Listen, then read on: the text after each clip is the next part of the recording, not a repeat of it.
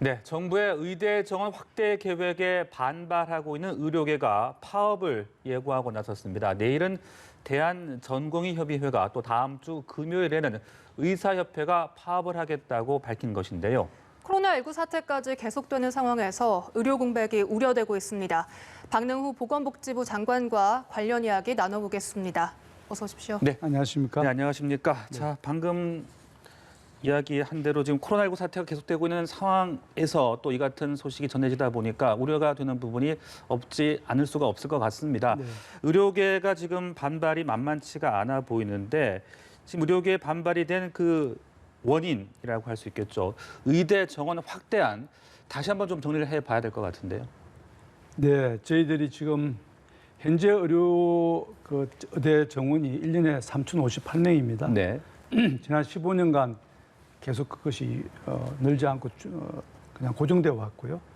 근데 이것을 2022년부터 1년에 400명을 더 정원을 시켜서 3,458명을 이제 양성해 나갔다는 것인데 1년에 400명이 정원을 시키고 10년간 한시적으로 10년에 걸쳐서 총 4,000명을 더 늘리겠다는 것이 제 계획인데 그렇죠. 1년에 400명 중에서 300명은 지역 의사제로 특별히 뽑습니다. 그래서 그 300명은 졸업 후에 10년간 해당 지역에서 업무 복무를 하게 되고요. 나머지 100명은 각각 50명씩 나누어서 지금 절대적으로 부족한 특수 전문 분야의 50명을 양성하고 네. 또 나머지 50명은 의과학자라 그래서 지금 보건산업이라든지 또 백신 개발이라든지 이런 곳에 들어가서 일을 하실 분들을 길러낼 그럴 계획입니다. 네. 네, 요약해보면 2022년부터 10년간 매년 400명씩 합쳐서 이 총 4,000명 예. 의대 정원을 늘리겠다라는 것인데 구체적으로 어떤 효과를 기대하십니까? 지금 우리나라 의사들은 절대적으로 수도 부족하지만 지역 간 편차는 아주 심각한 상황입니다. 구체적으로 말씀을 드리면 OECD 평균을 보면 인구 10만 명당 의사의 수가 3.5명입니다. 근데 우리나라는 지금 2.1명이니까 훨씬 부족하죠. 그래서 그런 절대수 부족도 있지만 지역 간 편차는 더 큽니다. 네. 서울 같은 경우는 그래도 그나마 평균에 가까운 3.1명 정도 되는데 경북이라든지 대부분의 지역들은 1.5명 이하의 평균을 보고 있습니다. 현재 OECD 평균하고 수치를 맞추기 위해서 당장 10만 명 정도의 의사가 더 필요한 네. 그런 수준입니다. 그런데 우리가 그걸 1년에 걸쳐서 10년에 걸쳐서 4,000명 늘린다는 게 사실은 턱없이 부족한 것이죠.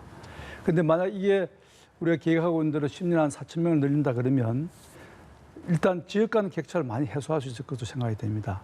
그 3,000명 늘어난 숫자들은 다 지방에서 10년간 의무 복무를 하니까 지방의 의료 인력 격차 해소에 많은 도움이 될 것이고요. 네.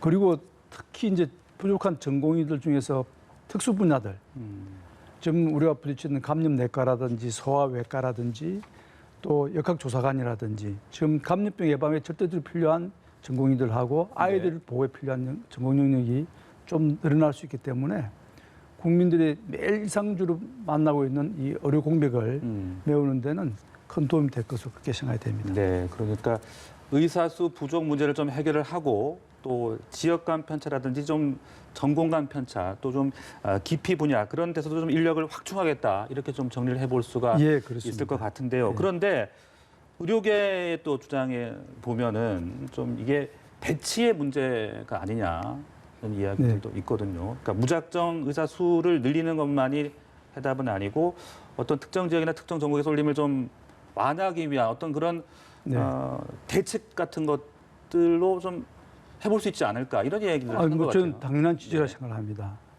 의사 수를 그냥 무작정 더 늘린다고 해서 그분들이 꼭 지방에 근무한다는 조건이 없지 않습니까? 그러니까요. 그래서 지금 이번에는 저희들이 의사 수를 무작정 늘리는 것이 아니라 지역의 그 의사들 충분히 묵고 들을 수 있는 그런 좋은 유인책과 좋은 정책을 제안하는 지방이 우선적으로 정원을 늘려드리고요. 네. 그리고 물론 법적으로도 지역 의사제를 법제화해서 10년 이상은 이제 10년간의 의무 복무 기간을 두겠습니다만은 굳이 의무 복무를 떠나서 의사들 스스로 그 지역에 머물 수 있게끔 좋은 여건을 만들어 주겠다는 것이죠. 또 정부 차원에서 보면은 지역 가산제라 그래서 네. 지방에서 근무할 때는 동일한 진료를 하더라도 좀 더 높은 수가를 이렇게 지급하는 그런 제도를 포함을 해서 지역 의료 체계를 좀 더 개선한 체계도 저희들이 만들어 나가겠습니다. 그리고 전공의 같은 경우도 부족한 전문 영역은 공공의과대학을 통해서 1차적으로 그 인력을 길러낼 뿐만 아니라 그런 분야에 대해서도 수가를 비롯해서 여러 가지 의료인들의 대우가 나아질 수 있는 방법을 구체적으로 시행함으로 해서 네.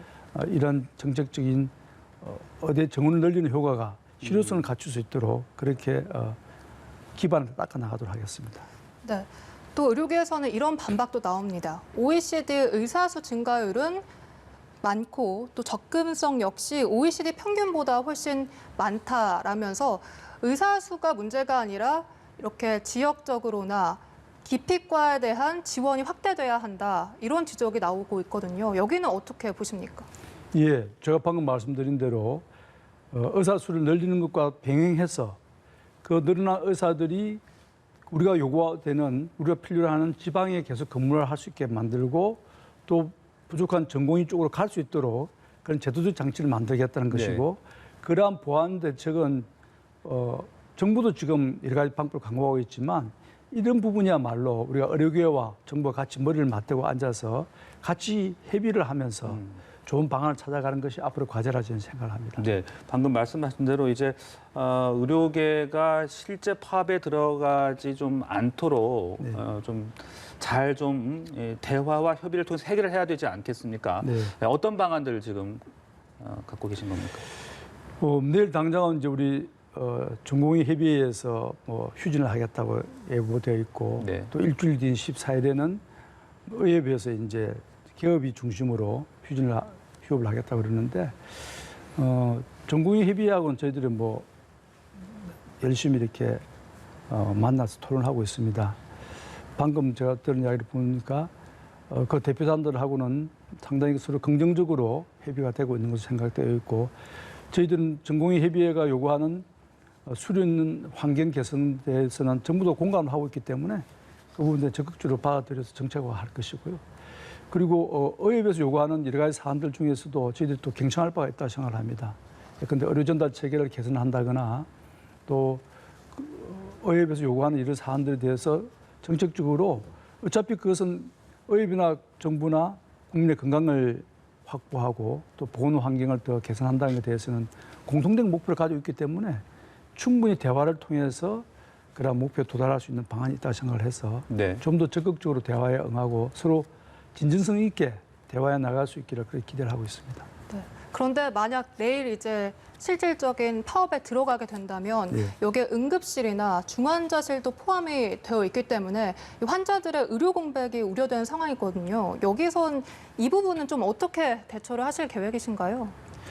예, 그 응급실이나 이 중환자실의 그 의료 인력 중에서 특히 이제 전공의 부분들이 맡은 역할이 큰데 전공의 협의회에서도 그 분야에 대해서는 적어도 내일 하루는 대체 인력을 투입을 하거나 그러니까 교대 순번을 좀 바꿔서라도 의료의 공백이 생기지 않도록 자신들도 그 부분은 노력을 하겠다고 말씀하셨고요. 네. 또 수련 병원에서도 다른 인력들을 충분히 보강을 해서 적어도 그런 긴급한 의료 현장에서는 의료 공백이 생기지 않도록 최선을 다하겠다고 준비를 해오고 있습니다. 네. 정부도 좀 비상상황반을 가동을 시켜서 비상의료 체계를 지금 준비 중에 있고